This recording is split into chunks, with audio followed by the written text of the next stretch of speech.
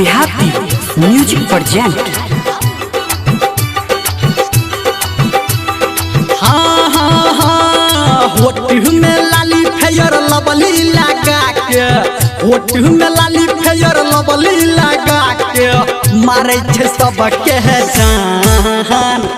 ई छौरी ऊ छौरी, ई छौरी ऊ छौरी, ई छौरी ऊ छौरी रे, ई छौरी ऊ छौरी।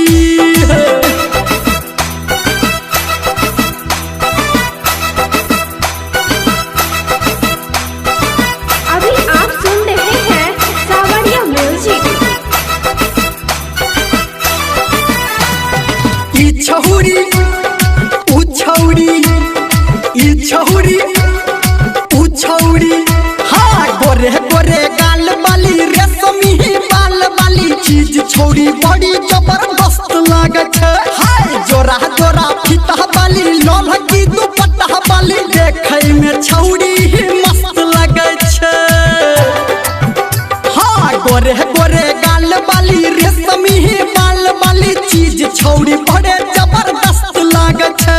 आय हाय जोरा जोरा फीता वाली रेशमी दुपट्टा वाली देखे में छौरी बड़ी मस्त लागे छे।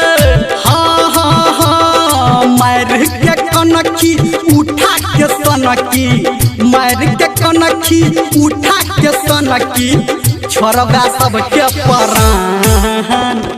ई छौरी ऊ छौरी, ई छौरी ऊ छौरी, ई छौरी ऊ छौरी रे, ई छौरी ऊ छौरी।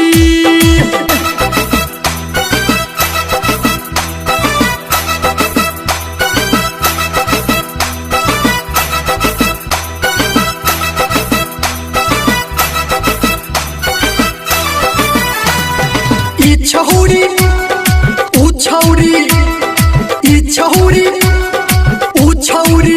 हंगे कुर्ती जालीदार तोहर सूट सलवार तोहर सब कहवर की तोरा हवरा के फूल। आय हाय नचिया तोहर कट लागो, बॉडी तोहर हॉट लागो, चेहरा तोहर लागो गुलाब के फूल।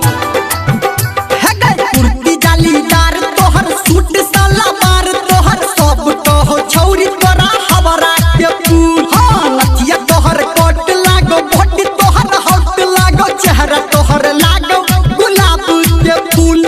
हाँ हाँ हाँ धर्मेंद्र निर्मलिया के छौरी, डीजे संजय गौतम के छौरी करे छै बड़हारान।